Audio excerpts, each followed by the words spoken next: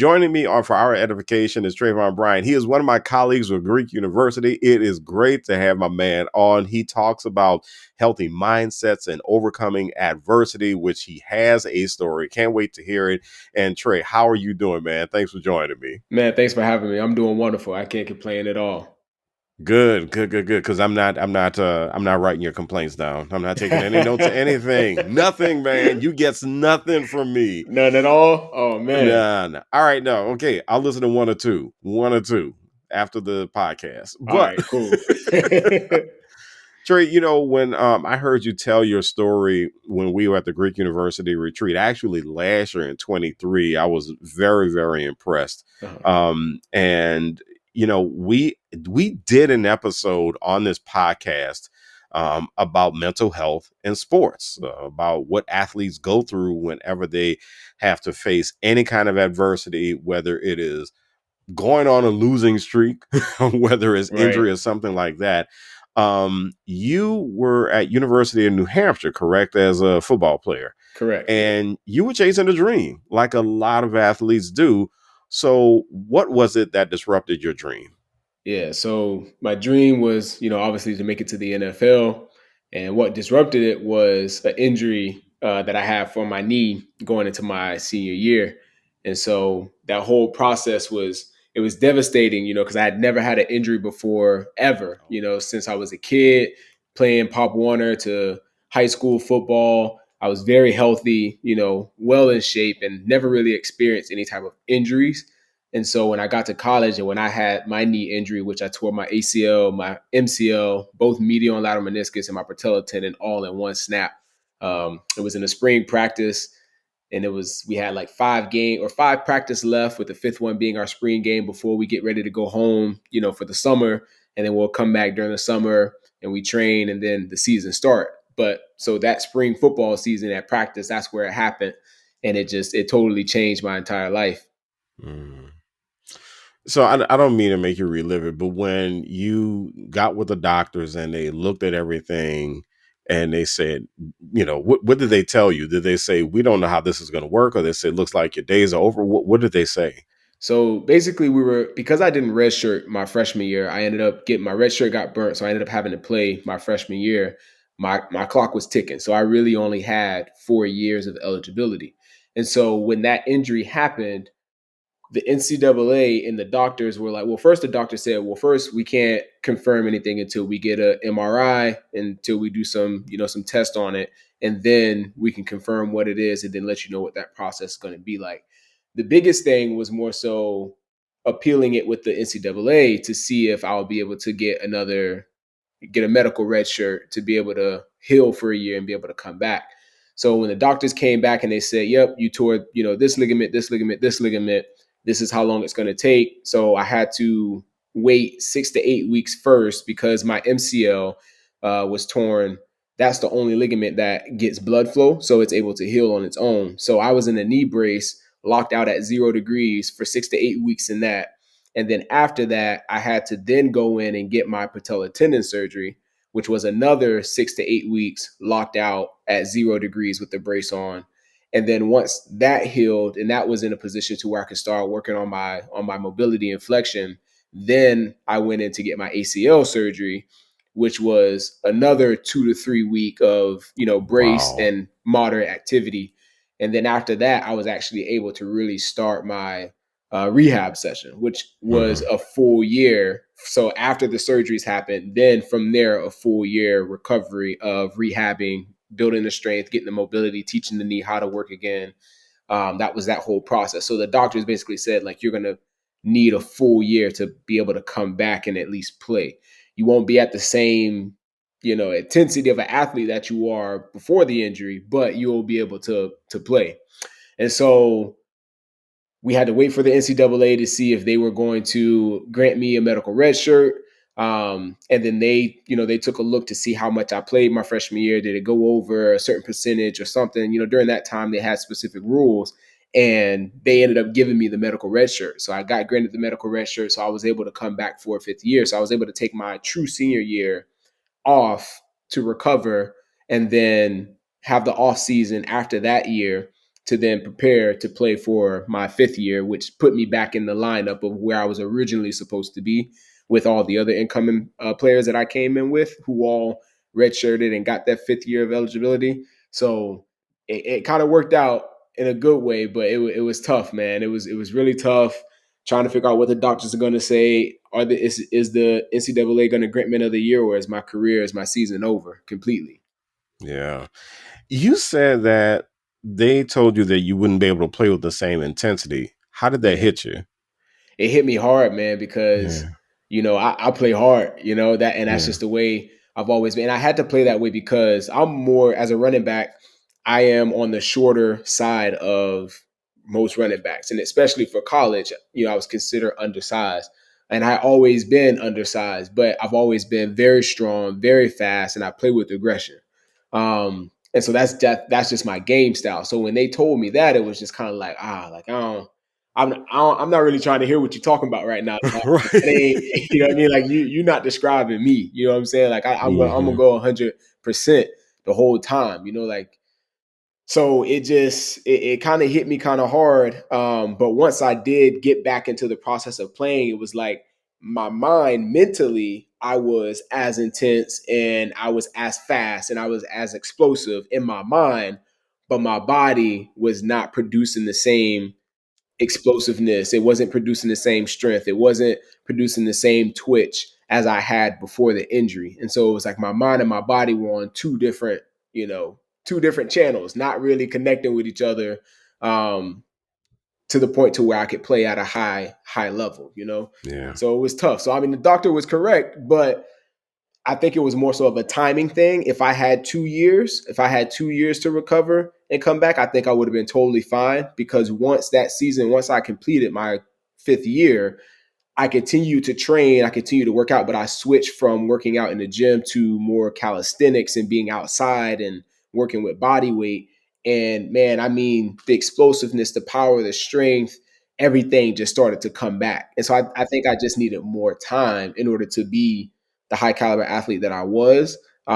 But I think a year just with tearing all those ligaments and then the different steps and processes of surgeries, a year just wasn't enough time for me to come back to pursue my dream at trying to compete for the next level, whether it was NFL, Canadian, or XFL, or whatever, right? Yeah. So I Yeah. think, yeah, it just the way it aligned, it just wasn't the way that I would have wished for it to be. Yeah. So on episode 19, as I alluded to before, we had a conversation with a good friend of mine, a guy by the name of David Grubb. And Dave Uh-huh. is a media guy. So he has spent a lot of time in locker rooms, and he's been one of those dudes who has had to talk to the team after a really hard loss. Yeah. He covered the Pelicans and, the New Orleans Pelicans when he was covering them. They were losing all these really close games and the seasons weren't working out, and then also talking to athletes when they were injured and what it was Hmm. like. So one of the things that you talk about the mental health challenges of having to even deal with the fact that you have an injury in the first place and not being able to play. So in the aftermath of it, what was that like? Where did your mind go as you were trying to, first of all, as you were waiting to start your recovery, Hmm. and then you get into recovery? Where does your mind go throughout that process? I lost all hope, honestly. I remember laying on the field after the play had just happened and my knee snapped, made a loud noise, and I'm laying on the ground holding my knee, kind of screaming. And once my senses came back to me, I was, staring at the sky. It was a beautiful day that day, staring at the sky and just asking God, why? Why me? I've done everything you've asked. I've been the best team captain that I can be of this team. I've done the right things on and off the field. I've stayed true to my character and to who I am. I've always just tried to stay on the right path, even from when I was a little kid, just chasing after this dream. So, like, why me right now? Why is this happening? What did I do to deserve this? And obviously, I didn't really get no answer at that time. It wasn't, I couldn't understand why this was happening. And so I lost all hope, man. I just felt like all the work that I put in to get to where I was and to accomplish the things that I had accomplished at the University of New Hampshire, it was all for nothing. I had told people back home in my community that I was going to be this big shot guy who was going to be able to come back home to St. Augustine, Florida, and be able to, do great things for the community and go back to my high school and invest in my high school. Like I was telling these people, I'm going to do all this stuff. And Trey, for people who don't know, football is a big deal in In Florida. Florida, yes, Yeah. that is bread and butter. That's Yeah. our thing, right? And so I'm telling all these people back home that this is my dream, this is what I'm going to do. And then when I realized that that wasn't going to be my reality as far as for football, it really crushed me. And I think another thing that truly crushed me was a lot of my motivation came from being growing up with my father not being consistent in my life. Mm, And I mm, thought that if, growing up, it was kind of crazy because all of my friends, teachers, and administration, and people loved me for who I was as a kid. I was respectful. I think my mother did a great job of instilling some great morals and values into me, and people loved me. People showed me a lot of love. And my friends, their parents would want me to come over and hang out with the kids and do all the fun things. And I remember this one lady telling my mom, like, oh my gosh, like, I love your son. Like, I love when our kids hang out together. I feel like your son's such a positive influence on my boys. And, they always are happy and having fun. And so I start thinking to myself, I'm like, why is it that all of these people in this community enjoy Trevon, love Trevon, except for the one person who I actually desire to have a connection with? And that was my father. wow. Right. And Yeah. so because my father lived in the same city as me, and he was very inconsistent in his presence, and sometimes he's there, most times he's not, and that was just a reoccurring pattern through my entire life. And so for me, I'm questioning myself, like, what's wrong with me? How come my father doesn't want to be in my life and doesn't want to enjoy, getting some of the spotlight that I have coming my way from my athletic ability? Like, what's wrong with me? So I started questioning myself, and so I was like, you know what, forget it. I'm gonna pursue this NFL dream, and if I become big time, or if I get to a place where I can really become famous or become, someone who everybody knows, then maybe that'll jolt my father to want to interact and to want to like be in my life, right? And Mm-hmm. don't get me wrong, like my father, I mean, he showed up here and there, but it just wasn't what I needed as a It as a young wasn't man. enough. It It wasn't wasn't enough. enough, Yeah. right? And especially for us living in the same city too, like it wasn't enough. And so a lot of my motivation was driven from, if I make it to the NFL or if I do this, I can prove my father that he was wrong for not fighting to be, for fighting to be in my life. And so when that injury happened, and I felt worthless and I felt like everything I did like was amounted to nothing, I also had that thought of, dang, maybe this was what my father saw. He saw that I was going to fail. He saw that there was failure in his son, and that's why he didn't want to be a part of my life. And like, and that's when my mind started to trick me and started to go into this deep, dark hole of like, this is the reason why your father didn't spend time in your life, because you were going to fail. And so that ate me up on the inside, because I'm like, dang, like I did all this just to try to, what I mean, just to get him to want to be Mm-hmm. a part of my life. He didn't really come to most of my football games. He didn't really come to my high school or any of my college games. Like, it was just tough. And so I'm like, what can I do to make this man want to be a part of his kid's life? And I know he wanted to, but he didn't want it enough. Right. But Right. so it ate me up on the inside, man. I fell into this dark hole, and that was a huge mental challenge for me. I lost all hope. I lost my drive. I lost who it was, my identity, because my identity was wrapped into sports. Mm-hmm. I lost it Mm-hmm. all. And so I found myself having to really take a step back from sports and work on getting myself out of that dark mental state to where I was unrecognizable to myself as far as a mentality, the mentality that I had developed from that injury, and kind of watching everybody else continue to play and to do the things that I desired to do. And these people that I'm seeing getting the opportunity to continue to play, is these are the guys that are like, they're drinking on the weekends, they fooling, mess around with girls. Like, what I mean? They doing everything that, Mm-hmm. happens in college, and living their life the way that they want to live, not giving 100% in workouts, drinking on the weekend, what I mean? Like, not taking it serious, but they're still healthy and getting to enjoy. And I'm sitting over here like, man, I prided myself on being at the right place at the right time and doing what I'm supposed to do, living with my morals and values, being a man of honor, being a good team captain, and here it is, I'm the one sitting here missing out. So it's like I'm missing out on the things that I worked hard for. My father, I'm not achieving the goal that I thought would be great, that would bring my father into my life. And then me, just as who I am, my identity of the person of who I am, it's lost. It's lost at this moment. And so that was kind of the mental battle that I was dealing with, man. It was crazy. Whenever athletes have injuries, um, one thing I tell people is I'm not a sports fan. I love sports, but I'm Uh-huh. not a sports fanatic. I'm not one of those people who tries to guess what an athlete is going through when they're injured and saying, "Oh, okay, they just want to sit on the sidelines and chill out for the rest of the season." And when I hear people say that, I really get upset with them, because listening to you and then having that conversation I had on episode 19, and Mm-hmm. I had this mentality even before that conversation.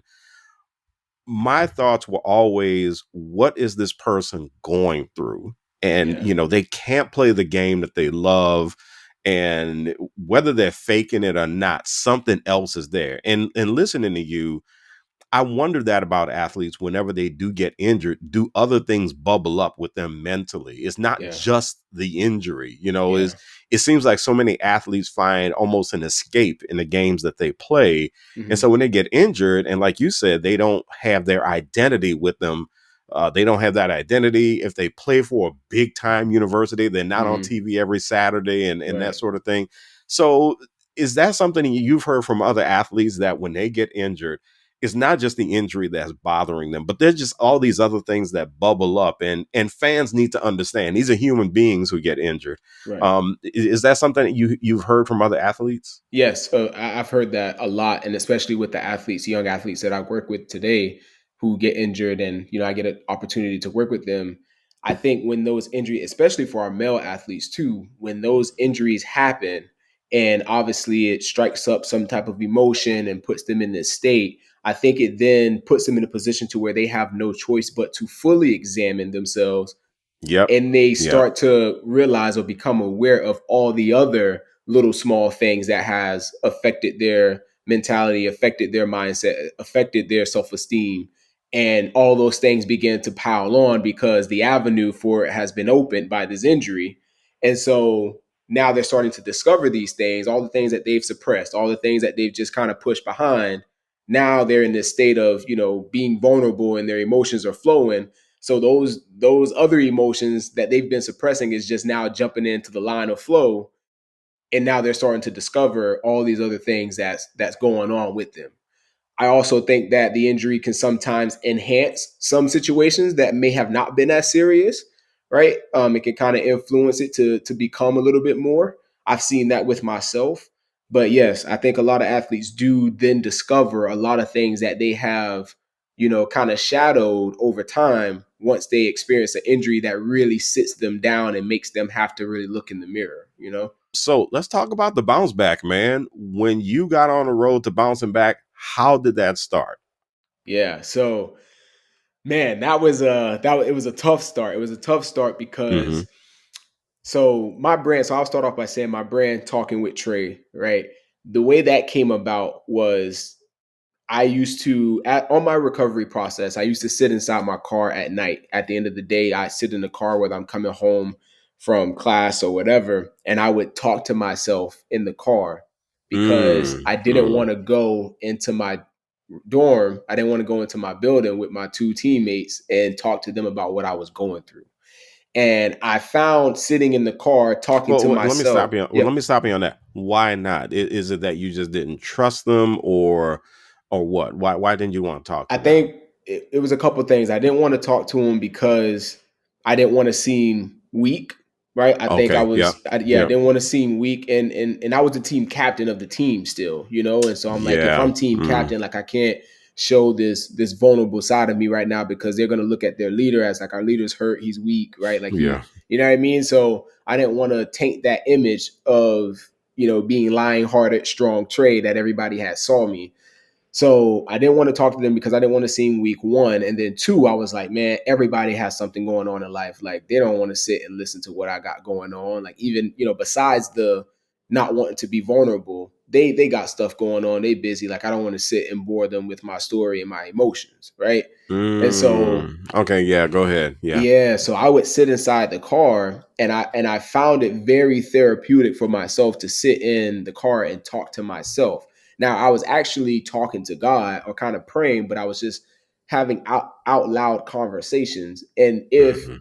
and I always say that if someone were to park next to me or walk next to the car and look at me, they would be like, "Why this dude talking to himself?" You know what I'm saying? Yeah. And so I would Before the sit days there. of Bluetooth. Yeah, before exactly, so I'm like, man, people would think I'm so weird. So I would always try to find a parking spot that was like next to the dumpster or kind of like in the back, so people wouldn't really see me. I didn't have any tint on the windows, and so I would be talking to God about what I was feeling and what I was going through, and through just talking about it out loud, I felt like I was able to really process my thoughts and my emotions and create an understanding of what I was going through. And so I'm talking, and I'm praying with God, and I'm hearing God talk back to me, and these things are just coming to me. So I'm in the car for maybe like an hour or two just talking. And so what I then did was I started to record some of the things that I was saying, and this was at the time when Instagram Mm. when Instagram had just come out with the stories. They had just come out with the story Yeah. feature, and so story feature it deletes after 24 hours. So I would record myself talking about what I was talking about, and I would post it on my story. People would watch it, and people would be like, "Hey, yo, what you just said, like, that was powerful, or that was very helpful, or I'm going through the same thing." And so when I started getting those messages, I started to realize, like, wait, what I'm saying, what I'm talking to myself about is relatable to other people and it's helpful. Maybe this situation is bigger than it just being about me.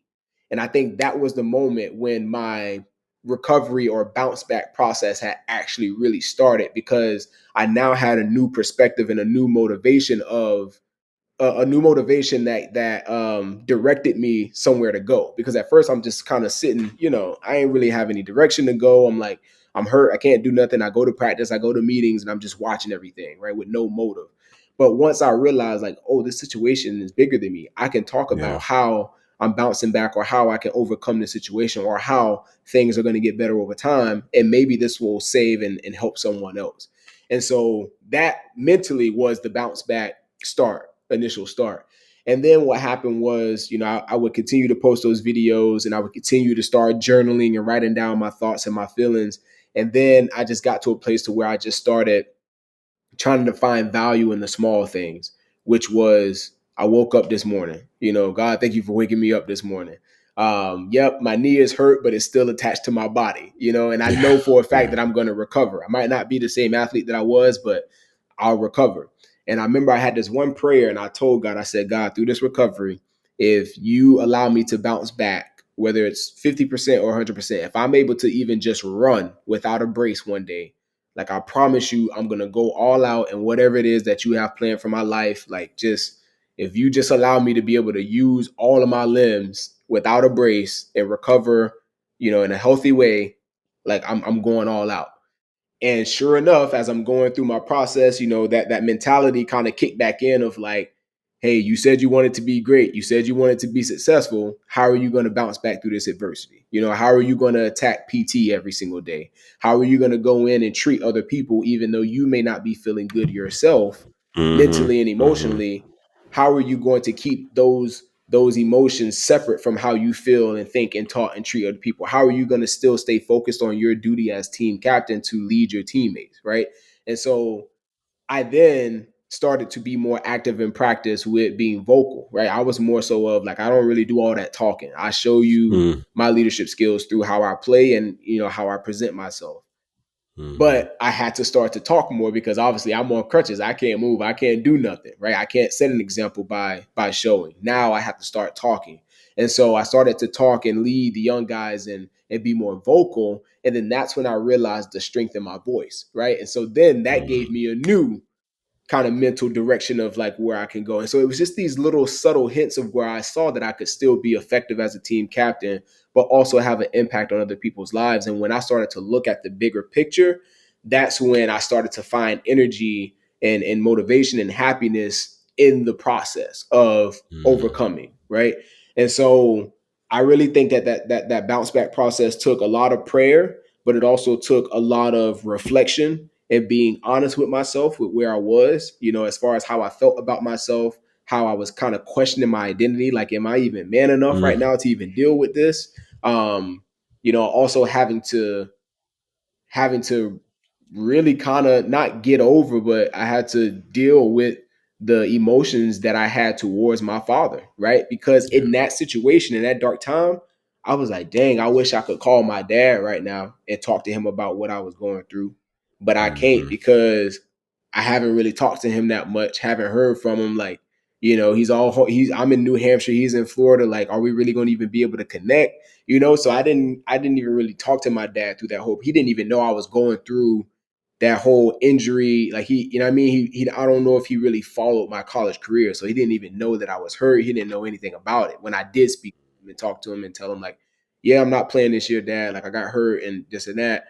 And so it was tough, man. I had to confront it and I had to say, look, if I'm going to do this, I'm going to do this for a bigger reason. And it has to, and it's bigger than just me. You know what I mean? Because it just showed me that football it can end at any moment and nothing is ever guaranteed. And so how do I get back to the common denominator, which is being successful?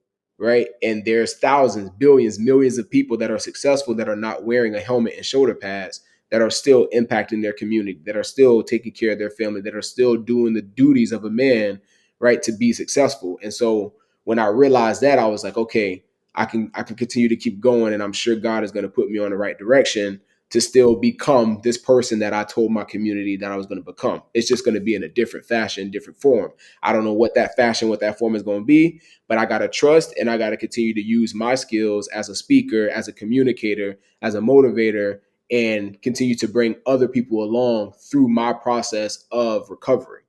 Mm. And so that's how I kind of bounced back mentally, man, was to really kind of look outwardly and see what else was going on and how can my situation be of service to someone else. And when I started to give thanks for those small things, when I started to invest into the development of my teammates, I started to find a purpose and a drive of like why I can't sit here and mope and cry about what I'm going through. I can't. Life is continuing to go on. I got to continue to keep chasing these opportunities. And so for me, it wasn't the tears, it wasn't the crying that really defined who I was as a man, but it was whether I made the decision to get up and put one foot in front of the other or not, define whether I was, what I mean, that man that I said that I was, as far as being successful and chasing those dreams. So yeah, man, that was the mental battle, the mental side of it.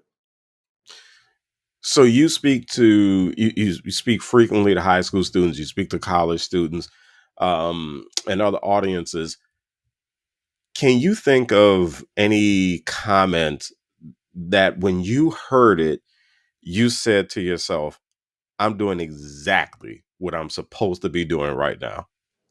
Yeah, a couple comments. I've had one student who came to me after I spoke and told me that she battled an eating disorder and really felt, bad about herself, and sometimes had suicidal ideation because of how she felt about her body. And one of my messages is, I embrace me, and that's why I'm free. And kind of that concept, that Mm, idea of I embrace every single thing that there is about my life. Like, I embrace the fact that I grew up in a single parent home and my father was inconsistent in my life. I embrace the fact that football didn't work out for me. I embrace the fact that I was an undersized running back. I embrace the fact that my beard doesn't like, I embrace everything that the world would consider a flaw. I embrace that because that makes me who I am. So no matter what others say about me, no matter what others' views are of me, it can't affect me because I've already embraced all of those things. And I know that so that was kind of the message that I was giving.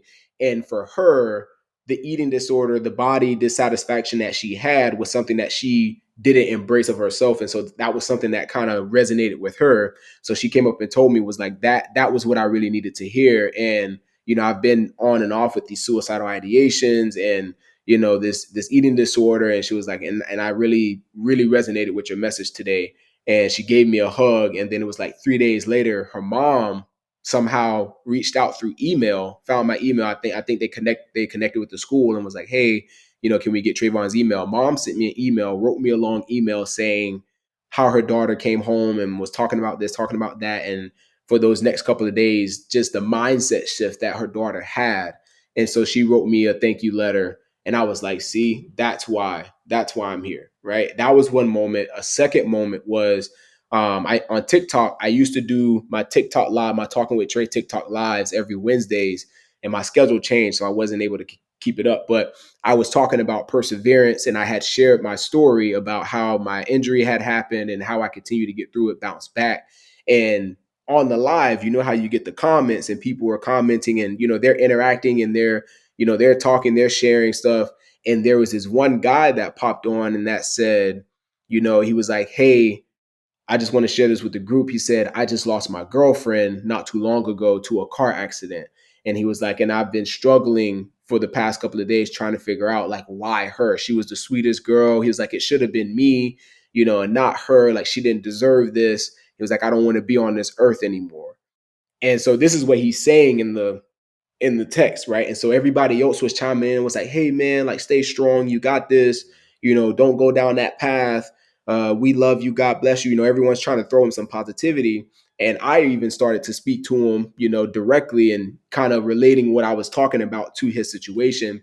And he went silent, right? He didn't write anymore in the chat. And the last thing he said was he didn't want to be here on earth anymore. So I'm kind of shook. I'm Yeah. like, Oh man, I God, that hope, must have freaked you out. man, freaked me out because he wasn't Yeah. responding in the chat anymore. So I'm like, man, like what do I do? And kid you not, Eddie, 4 days later, this guy DMs me. Or no. I had posted a video and he commented on a video that I had posted. And he said, hey Trey, just want to let you know that I'm still here because of your message of perseverance that we talked about the other night on your live. Wow. And when I saw it like Wow. that right there, and I was like, man, now mind you, this was 6 years post injury and Yeah. recovery. So Yeah. I'm thinking to myself, I'm like, if I would have given up 6 years ago, I would not have been able to save a life of a person right now who was contemplating on, leaving this earth because of a tragic accident to their significant Yeah. other. And so that really like opened my eyes to say that a lot of the things that we go through is not just about us, right? Like Hmm. my Hmm. situation that happened so long ago has now been serving the lives of people down the road. You know what I mean? And so that's how I knew I'm in the right place. I'm in the right market. I'm doing what I was actually put on this earth to do, to inspire, to speak, to motivate. And this is where I want to spend my time because I want to have more interactions like this where that injury that I had, the information, the knowledge that I've gained from it is now something that's helping people make better decisions in life. So Yeah. yeah, man, those two instances right there have been the biggest two things that have kept me grounded and kept me focused on this path of, motivating, inspiring, and mentoring. Is it fair to say that gets you out of bed every morning? Just Oh the yeah. opportunity to stand up in front of a group of people, tell your story, and Yep. or to get online or to get on social and tell your story, and to have somebody say, "Hey, you helped me today." Exactly. You helped me today, Yeah. man. And it's just, I just think about there's so many people who are in situations where they don't have the luxury to be able to just get up out of bed. You know what I mean? Whether a Yeah. veteran who lost their legs or, somebody lost their leg, diabetes, whatever, right? They can't just get up. And the fact that I'm able to wake up, use all of my limbs, my vision works, my legs work, my heart is working. You know what I Yeah. mean? Just the simple thing of life, the fact that I get that, how dare I get up and complain and not go hard and not chase after what it is that I want in life, right? Because there's so many people who, if they had my life, if they had your life, they would they would go all out. They would do everything that they Yeah. would, you know what I mean, that they would want to do that they can't do because of their life circumstances, something that they didn't ask for, you know? And so that's just something that drives me every single day, man. It's just that thought process of you have a lovely opportunity to make life what you want it to be, but then also you have a story that can heal a nation. And if you get up and continue to keep thinking on how you can better that message, keep thinking on new things that you can learn. Because I reflect on situations that happen to me, even if it's just like relationships, right? I Hmm. reflect on those things that happened years ago, and I still learn new concepts from those things. I think about certain moments and I'm like, oh, that's what that meant. Oh, that's you know what I mean? And I just start feeding that information into my audience, and you know, it just shows, it reflects in their responses of, man, like, this was helpful, I've been going through this, thank you for helping me find the, you know, the right space of where I should be thinking, and changing their mindset, their mentality. You know, I just talked with a mom today on the phone. I'm going to start mentoring a 12-year-old kid on Thursday who, you know, has a lot of anxiety when it comes to performance in sports, and just kind of helping him get his mindset on track, right? And so it's like, there's a new person, there's a new group, there's a new audience to serve every single week, every single day, every single hour. So I have to get up out of bed. I have to go. I got to do this because my life is not just about me. It's not just my life, but it's the people who are connected to me and the people who look up to me. So I got to get up and do it for them, you know, not only just for myself, but for them. Trey, I end every conversation with my guests by asking this question. Let's say Hmm. that you are a skywriter and you Yeah. get to write a message for the edification of the nation. In your plane, writing this message, what would your message be? I I feel like this would be a two-part message. First part of Okay. that message would be, it costs nothing to be yourself, but it'll cost you everything to try to be something or someone that you're not, right? Embracing yourself for who you are, right? Going back to that situation I talked about earlier, right? It costs nothing to be yourself, right? Like, you are you. That's who you were meant to be. You're unique in your own design. If you can tap into that and be that, you'll find success way quicker than you'll find success trying to be or imitate or be something or someone that you're not. Stay true to yourself.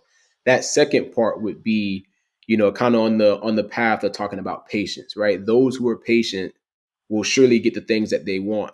But those who aren't patient will find themselves getting frustrated with the process of it happening right before their eyes, you know? And so, Mm, whatever dream it is yeah. that you're chasing after, or whatever it is that you want in life, if you're patient, it's going to happen. But if you're not patient, the things that we have to go through, the process that we have to go through, it's literally, it's forming you, it's happening right in front of your eyes. But because you lack patience, you're going to miss it, you know? If I wasn't patient with my recovery, with my injury, I would miss my opportunity of becoming a speaker and motivating and inspiring. If I missed that opportunity to realize why I went through what I went through, I wouldn't be doing what I'm doing if I lost patience, you know? And so Hmm. that process that I was going through was happening right before my eyes. And because I was able to find the ability to be patient, I was able to then find that path of success that I had always dreamed of finding. And so, yeah, that would be my message that I would love to write in the sky and just drill into people's minds, Dang, Trey, I'm motivated now. I want to go do something man. great. Like, I want to Let's go do something really great right let's now. go. Trayvon Bryant is a speaker. He talks about overcoming adversity and healthy mindsets. He's one of my colleagues with Grubb University. Trey, if anybody wants to find out anything about you, how can they get in contact with you? They can get in contact. You can find me on Instagram at Talking with Trey, Facebook also with Talking with Trey, Trevon Bryant, and then also LinkedIn, Trevon Bryant. Feel free to DM me. You can also go to the Greek University page and you can find my agent's email if there's anything around booking. But totally hit me up on Instagram, DM. I'm very active on there. I would love to conversate, would love to get connected, and I'm there. Cool beans. Trey, thank you so much for joining me on For Our Edification. Lovely. Thank you for having me, man.